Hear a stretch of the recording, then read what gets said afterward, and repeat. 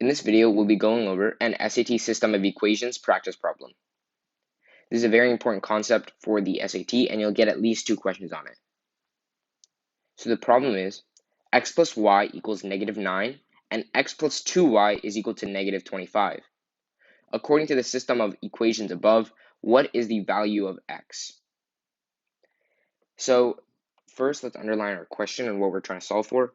So here we are trying to solve for the value of x. And these are our 2 equations.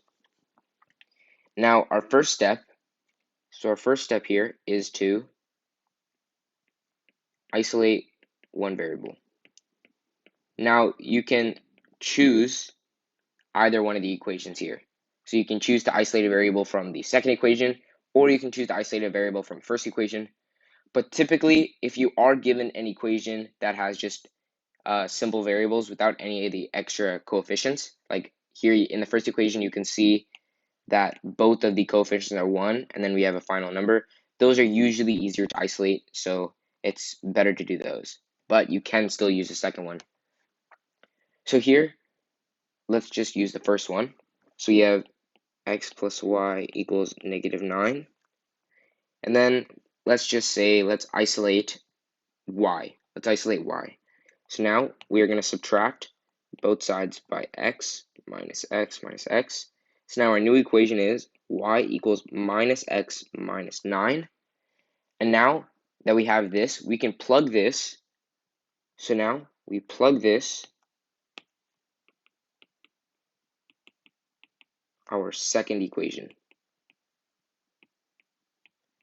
So then we'll take our second equation here. So then we'll just write down x plus 2y equals -25. And now we know the value of y. We know the value of y. So x plus 2 times -x minus 9 equals -25. Now we have x plus, actually, we have x minus 2x, since we're distributing here. Then we're also distributing the positive 2 to the -9. Minus 18 equals -25. And now we add like terms. So let's go ahead and just bring the 18 over to this side. And then we already have like terms over on the left side of the equation. We have x minus 2x is minus x is equal to -25 plus 18, which is 7, -7. Since -25 plus 18 is equal to -7. And then we can just cancel the negatives from both sides, and x equals 7. Now that's our final answer because we are solving for x. Now, if you were to have solved for x first rather than y, because here we actually solved for y first instead of solving for x here. So if we had brought the negative, if we had taken the y over to this side initially, then all you would do is you would get the value of y here, and then you just replug it into the first equation.